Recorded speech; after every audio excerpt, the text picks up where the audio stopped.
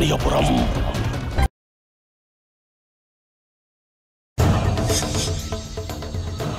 ஏய் நில்லு! காப்பாத்துங்க, காப்பாத்துங்க, காப்பாத்துங்க, என்ன காப்பாத்துங்க. சொத்துல உரிமை இருக்கு, இந்த மூட்டையில எனக்கு சொந்தம் இல்லையா? கொடுங்கப்பா, உங்க பாரத்தை நான் இறக்கி இந்த மூட்டையை நான் சுமக்கிறேன். கொடுங்கப்பா. வேண்டாம் வேண்டாம் ராகவ்.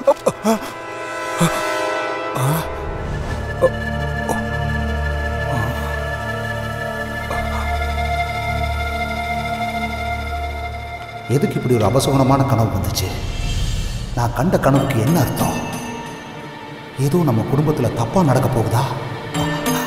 அதோட அறிகுறி தான் நம்ம கண்ட கனவு. எனக்கு ஏதாவது ஆனா கூட பரவாயில்ல, என் மக ராகவுக்கு எதுவும் ஆயிடக்கூடாது.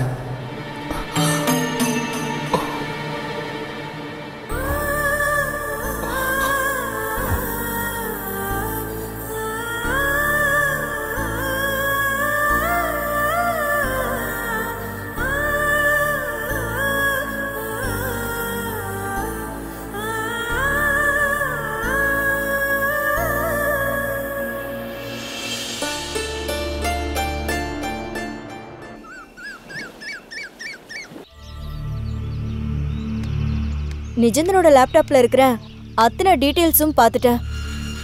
லேப்டாப்ல குறிச்சிருக்கிற சொப்பன கிணறும் எங்க இருக்குன்னு இங்க யாரு கேட்டாலும் சொல்ல மாட்டேங்கிறாங்க. அதான் நானே அதை தேடி போறேன்.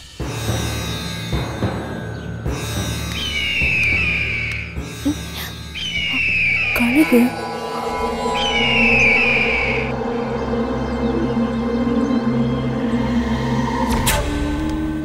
அடுத்து எங்க வீட்டுக்கா? ஆமா கார்த்திகா, கோவிலுக்கு போயிட்டு அப்புறம். ஓ என்ன கார்த்திகா, கோவிலுக்கா? அச்சயா குருகுல் பொண்ணு தினமும் கோவிலுக்கு போவா. நீயும் தினமும் போவியா? சென்னையில இருந்து எப்பெல்லாம் நம்ம சுப்பிரமணியபுரம் வரணும் அப்பெல்லாம் கண்டிப்பா நம்ம முருகன் கோவிலுக்கு வந்துருவேன். டீனேஜ் பொண்ணுங்களுக்கு கடவுள் பக்தி அதிகமா இருக்குன்னா அது நம்ம ஊர் சுப்பிரமணியபுரத்துல தான். ஒழுக்கமா வாழணும்னு நினைக்கிறவங்க கண்டிப்பா கடவுளை நம்புவாங்க. நம்ம ஊர் சுப்பிரமணியபுரத்துல பிறந்தவங்க யாரும் நம்ம ஊர் முருகன் கோவிலோட படிய மிதிக்காதவங்களா இருக்க முடியாது.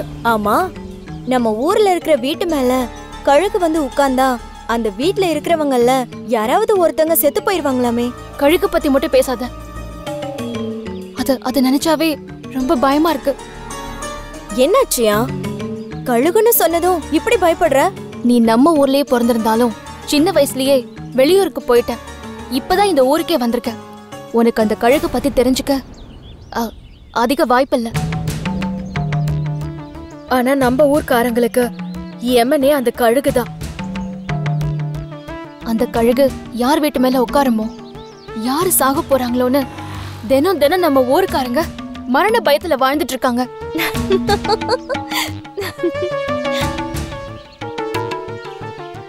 சந்தியா, இது சிரிக்கிற விஷயம் இல்ல, வருத்தப்பட வேண்டிய விஷயம். பின்ன என்ன கார்த்திகா, நீங்க 2 பேரும் படிச்சிருக்கீங்க, கொஞ்சம் கூட ஜெனரல் நாலேஜ் இல்லாம பேசுறீங்க. இந்த அல்ட்ரா மாடல் காலத்துல போய் கழுகு வந்து உட்கார்ந்தா யாராவது செத்துருவாங்கன்னு படிக்காத விவரம் தெரியாதவங்க பேசினா சரி, நீங்க 2 பேரும் பேசுறதுதான் எனக்கு தப்பா தெரியுது. நம்ம ஊர்ல என்ன நடந்துகிட்டு இருக்குன்னு தெரிஞ்சுக்காம எதுவும் தப்பா பேசக்கூடாது. கொஞ்ச நாளைக்கு முன்னாடி கூட நிஜந்தன்னு ஒரு பத்திரிகை ஆசிரியர் நம்ம ஊருக்கு வந்தாரு. அவரு குருட்டு தாத்தா வீட்டுல தான் தங்கியிருந்தாரு. ஒரு நாள் அந்த நிஜந்தன் தங்கியிருந்த வீட்டுக்கு மேல கழுகு உட்கார்ந்திருந்தது. இப்போ அவர் உயிரோட இல்ல. இதுக்கு என்ன சொல்ற? நம்ம ஊருக்காரங்க தான் எதையோ மூட நம்பிக்கையா நம்புறாங்கன்னா நீங்களும் நம்புறீங்க. இனி நான் சொல்றதுக்கு என்ன இருக்கு? நம்ம சுப்பிரமணியபுரத்துக்குன்னு சில நம்பிக்கையும் சில கட்டுப்பாடுகளும் இருக்கு. அத நம்புறதும் நம்பாம இருக்கிறதும் அவங்க விருப்பம். ஆனா அடுத்தவங்களோட நம்பிக்கையை கேலி செய்யறது நல்ல பழக்கம் இல்ல. அத நீ நல்லா புரிஞ்சுக்கோ. அதுதான் உன் எதிர்காலத்துக்கும் நல்லது.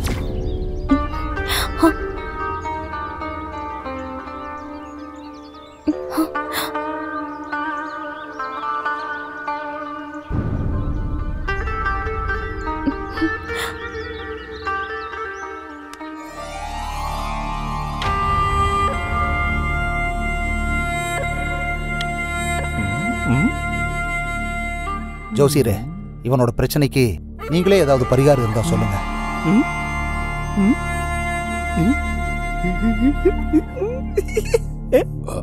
ராகவ், நீ கிளி ஜோசியர் தானே? கிளியா?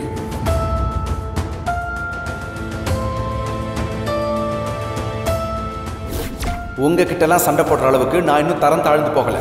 என் அப்பாவை கண்டுபிடிக்கிறதுக்கு எனக்கு ஜோதிடம் தேவையில்லை, என் அறிவே போதும்.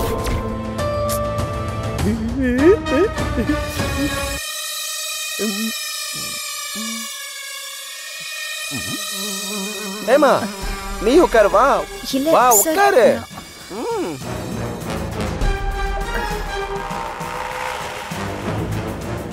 இந்த பொண்ணு பேர் ஹேமா. என் ஆஃபீஸில் தான் ஒர்க் பண்ணுறாங்க. ரொம்ப நல்ல பொண்ணு. என் மேலேயும் என் பையன் ராகவ் மேலேயும் ரொம்ப அக்கறை எடுத்துக்குவாங்க. இன்னும் சொல்ல போனால் எங்கள் குடும்பத்தில் இவங்களும் ஒருத்தர் மாதிரி. ஹேமா உட்காருமா. மன்னிக்கணும் ராமநாதன் சார், நீங்க அவங்கள அழைச்சிட்டு வந்தது தப்பு இல்லை. ஆனா ஜோதிடம் பார்க்கும்போது அவங்க இருக்கிறது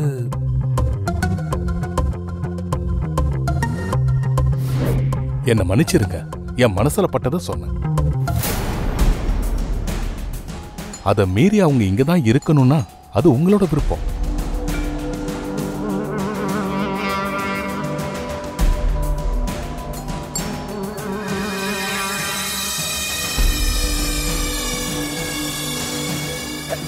சார், நமக்கு ராகவ் சார் குணமாக்குறதுக்கு வழி இருக்கான்னு தெரிஞ்சுக்கிறது தான் சார் முக்கியம். நான் வெளியிலே வெயிட் பண்றேன் சார்.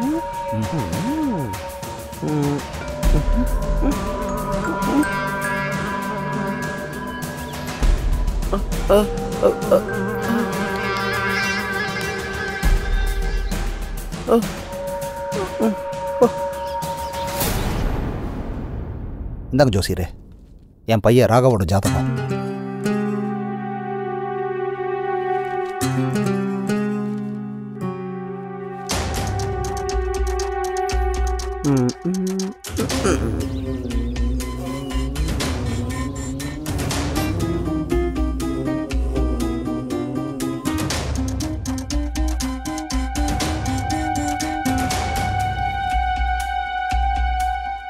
உங்க மக ராகவ இந்த ஊர்ல இருக்க வேணான்னு சொன்னேன்.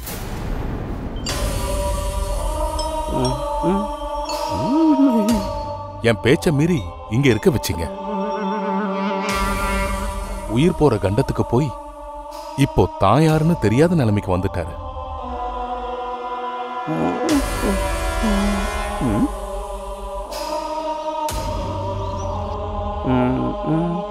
உங்க பொண்ணும் பொருளும் போய் உங்க மகனோட எதிர்காலத்தை சூனியமாக்கிட்டீங்களே. இதெல்லாம் போதாதுன்னு நீங்க வேற சித்திரகுலத்தை விட்டு வந்துட்டீங்க. என்னை மன்னிச்சிருங்க ஜோசியரே, உங்க பேச்சை மீறக்கூடாதுன்னு தான் நான் நினைச்சேன். சந்தர்ப்பமும் சூழ்நிலையும் என்னை மீற வச்சிருச்சு. எனக்கு வந்த இந்த தொத்து நோய் எனக்கு குணமாகலைனாலும் பரவாயில்ல, நான் வாழ்ந்து முடிச்சவன். ஆனா என் மகன் இனிமே தான் வாழணும். இவனை இந்த நிலைமையில என்னால பார்க்க முடியல.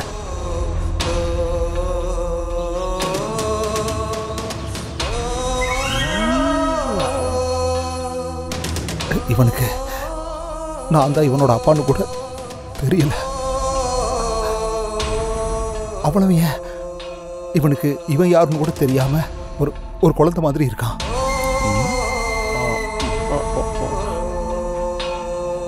ஜோசியரே, இவன் பழைய மாதிரி ஆனா எனக்கு அதுவே போதும். இதுக்கு நீங்க தான் ஏதாவது வழி சொல்லணும். உங்களை எடுத்து கும்பிடுற.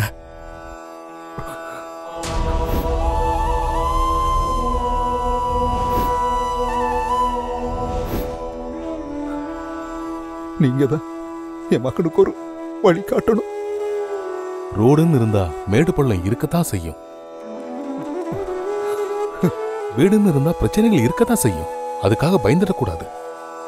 நானும் பயப்படக்கூடாதுன்னு தான் நினைக்கிறேன்.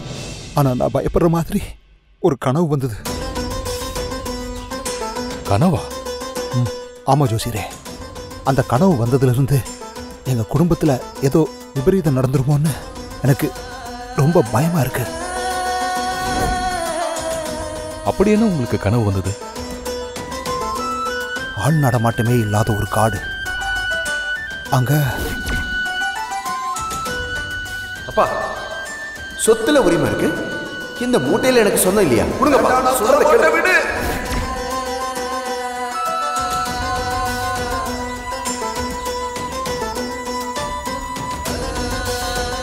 அந்த கனவு வந்ததிலிருந்து எனக்கு தூக்கம் போச்சு, என்னோட நிம்மதியும் போச்சு. என் மகனுக்கு ஏதாவது ஆயிடுமோன்னு எனக்கு ரொம்ப பயமா இருக்கு ஜோசியரே.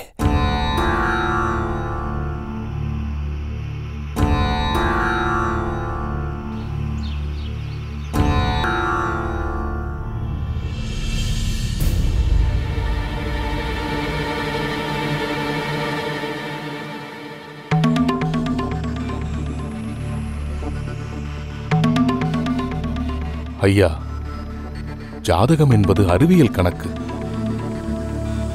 ஒரு மனிதன் ஜனனமாகும் போது 9 கிரகங்களும் எந்த திசையில இருக்குது, அது ஆட்சியா, நட்பா, பகையா, நீச்சமான ஜாதகத்தை கணிக்கிறோம். அதுல கூட தவறுகள் நடக்கலாம். ஒரு மனிதனோட ஜனன நேரத்தை சரியா குறிக்காத போது அதுல கூட தப்பு நடக்க வாய்ப்பு இருக்கு.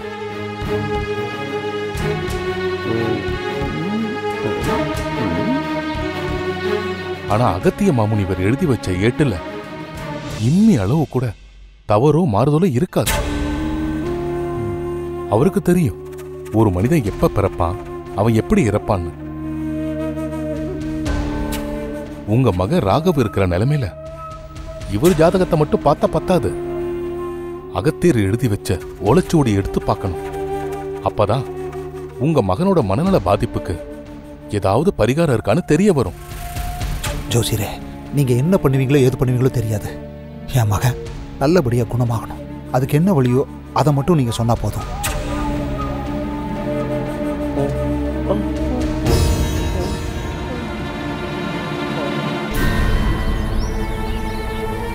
ராகவோட வலது கை கட்ட விரல பதிய வைங்க.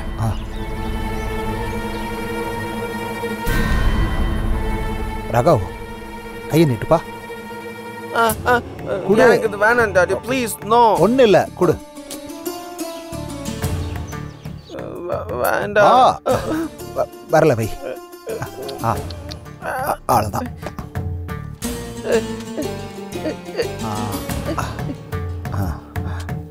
இந்தாங்க.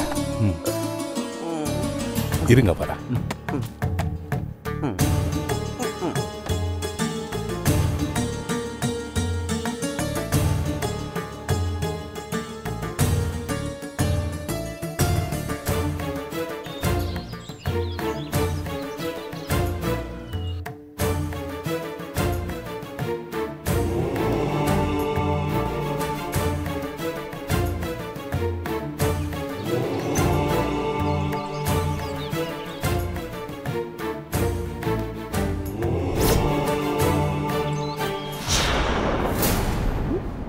ஏ ஹேமா, நீ ஏன் ஒளிஞ்சிருந்து எட்டி பாக்குற? நீ வேறு தானே பாக்குற? நீ அந்த பாஸோட ஆள் தான்.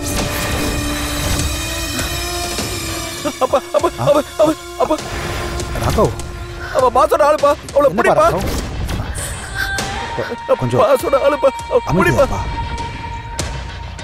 பாஸோட ஆள் தானே. அப்பா அவளை நம்பாதீங்கப்பா. அப்பா நம்பாதீங்கப்பா. அப்பா பாஸோட ஆளுப்பா. நான் சும்மா தான் சார் பார்த்தேன். ராகவ் சார் அதை தப்பா நினைச்சிட்டாரு. இல்லப்பா. ஏமா, நீ ஏமா பதட்ட பாரு. ராகவ் என்ன பேசுறான் ஏது பேசுறான்னு இவனுக்கே தெரியல. இவனை கிட்னாப் பண்ணது பாஸ் தான் மட்டும் இவன் மனசுல ஞாபகம் இருக்கு. இவன் பேசுறத எதுவும் மனசுல வச்சுக்காதம்மா. உன்ன நான் சந்தேகப்படுவேனா? நீ வெளியே நிக்கிறது எனக்கு தர்ம சங்கடமா இருக்கு. நீ உள்ள வாமா. இருக்கட்டும் சார், எல்லாம் நம்ம ராகவ் சருக்காக தானே.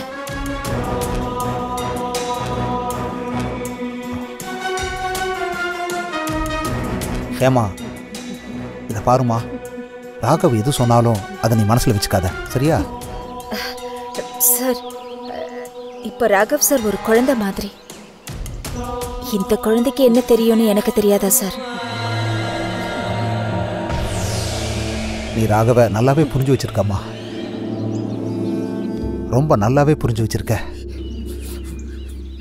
நீ யார், எப்பேற்பட்டவ, நீ யாரோட ஆளுன்னு எல்லாம் எனக்கு தெரியும். எனக்கு தெரியும் தெரியும். ராகவ் கொஞ்சம் அமைதியா. நான் பேசும்போது யாரும் குறுக்க பேசாதீங்க.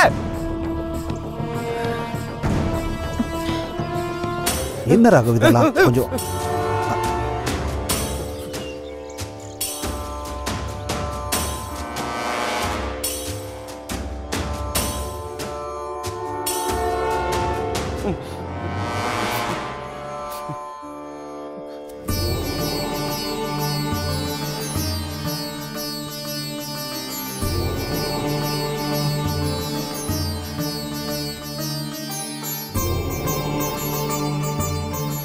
நூத்தி 8 அவதாரம் கொண்ட பெயரை தாங்கியவருக்கும் பெண்ணை குறிக்கும் தாய்க்கும் தன் அப்பனுக்கே பாடம் சொன்னவரைப் போல கேள்வி அறிவும் கலைக்கே தலைவியான அவரோட தெளிவும் பெற்ற புதல்வராக அவதார புருஷனின் பெயரை தாங்கிய ஒரு புதல்வன் பிறப்பான்.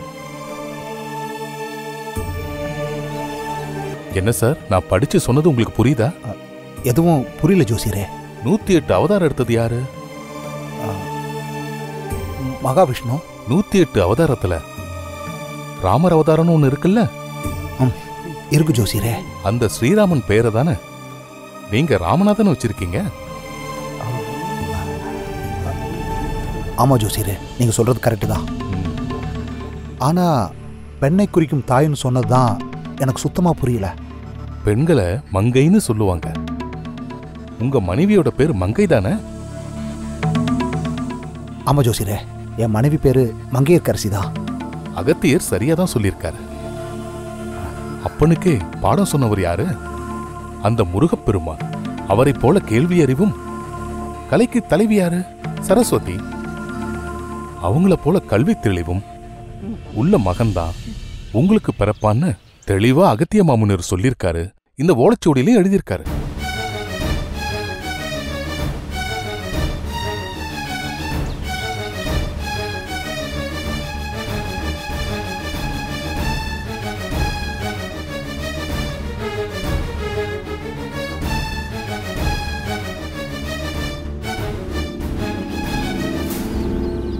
இப்போ உங்க குடும்பத்துல நடக்கிறதெல்லாம் உங்க மூதாதையர் செஞ்ச பாவத்துக்கான கூலி. அதை கரைக்கணும்னா அந்த மூதாதையர்கள் வாழ்ந்த இடத்துக்கு நீங்களும் உங்க மகனும் போகணும்.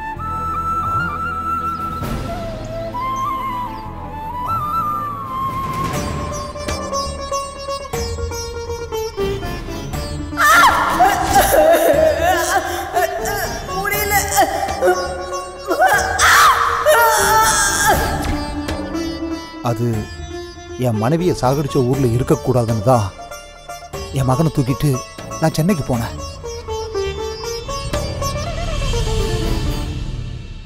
அந்த ஊரோட சொந்தம் பந்தம் எதுவும் இருக்கக்கூடாதுன்னு தான் இத்தனை வருஷமா நான் வாழ்ந்துகிட்டு இருக்கேன். என் வாழ்நாள் பூரா எந்த ஊரை நான் பார்க்கக்கூடாதுன்னு நினைச்சிட்டு இருக்கனோ அந்த ஊருக்கு என்ன போக சொல்றீங்களே? இதை தவிர வேற ஏதாவது பரிகாரம் இருந்தா சொல்லுங்களேன். என் உயிரை கொடுத்தாவது செய்யறேன். உங்க மகனோட உயிரை காப்பாத்தணும்னா நீங்க பிறந்த ஊருக்கு போய் தான் ஆகணும்.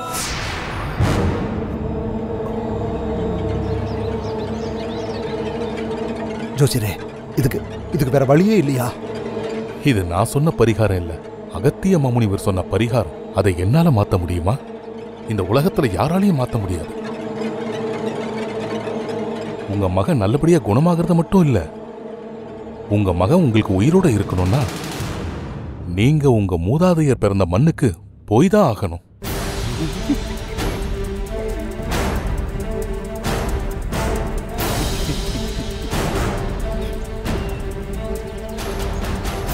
உங்க மகன் ராக உயிரோட இருக்கணும்னு நீங்க உங்க சொந்த ஊருக்கு போய் தான் ஆகணும்னு பிடிவாதமா ஜோசியர் சொல்றாரு. ராமநாதன் யோசிக்கிறத பார்த்தா கண்டிப்பா தன்னோட சொந்த ஊருக்கு ராகவை கூட்டிட்டு போற மாதிரி தான் தெரியுது.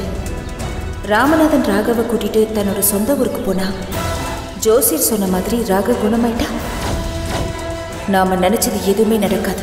நம்ம எப்படியாவது ராமநாதனோட அவங்க சொந்த ஊருக்கு போகணும். அவர் அந்த ஊர்ல இருக்க முடியாதபடி பண்ணணும். அப்படி நாம ஏதாவது பண்ணா ராமநாதன் ராகவை கூட்டிட்டு மறுபடியும் சென்னைக்கு வந்துடுவாரு. ராகவ் குணமாயிட்டா நம்ம சுயரூபத்தை அவன் வெளிச்சம் போட்டு காட்டிடுவான். நம்ம லட்சியமே ஸ்பாயில் ஆயிடும். ராகவ் எப்பவும் குணமாக கூடாது. அவன் மென்டலாகவே இருக்கணும். என்னை பத்தி தெரியாம உங்க வீட்டுக்காரர் என்கிட்ட ஓடி பிடிச்சி விளையாடிட்டு இருக்காரு. எங்க போனாலும் விட மாட்டேன்.